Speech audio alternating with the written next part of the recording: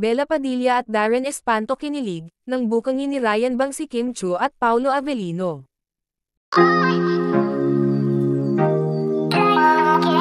Nagkatuwaan nga kahapon ang mga host ng It's Showtime, kung saan ay laging binanggit ang pangalan ni Paolo Avellino, ng mga kapwa-host ni Kim Chiu, lalong-lalo na si Ryan Bang.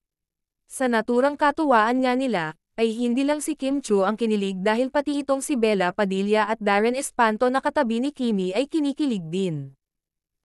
Baka naman Sino daw? Kamusta daw sila, Nino? Ni Kuya Eko.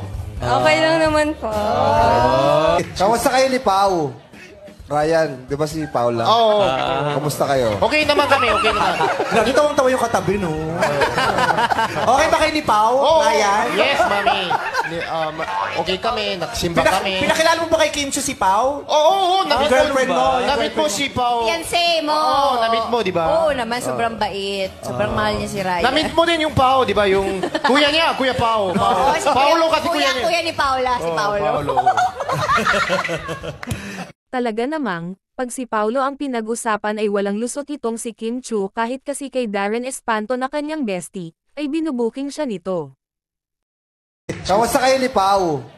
Ryan, di ba si Paula? Oo. Kamusta kayo? Okay naman kami, okay naman. Nagtawa-tawa yung katabi, no? Okay ba kayo ni Pao? Oo. Ryan? Yes, mami. Okay kami, nagsimba kami. Pinakilala mo ba kay Kim Chiu si Pao? Oo, nabit Girlfriend mo? Nabit mo si Pao. Fiancé mo. Oo, nabit mo, di ba? Oo naman, sobrang bait. Sobrang mahal niya si Ryan. Namit mo din yung Pao, di ba? Yung kuya niya, Kuya Pao. Oo, si Paolo kasi kuya niya. Kuya ni Paula, si Paolo. Talaga namang, pag si Paolo ang pinag-usapan ay walang lusot itong si Kim Chiu kahit kasi kay Darren Espanto na kanyang bestie, ay binubuking siya nito. Is mag-workout. Workout tsaka? Para ma-set yung mood. Workout Tama. and? Workout tsaka mag-work.